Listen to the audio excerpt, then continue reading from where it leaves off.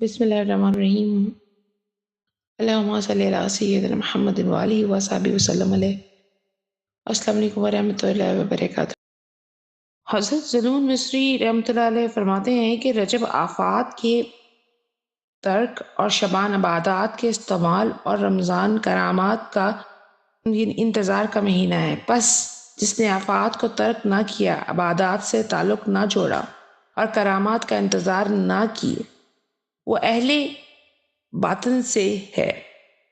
اللہ تبارک و تعالیٰ ہمیں ان کی حد ادب اور تمیز سے اور طریقت سے اور تمام تر محبتوں سے منانے کی توفیق عطا فرمائے۔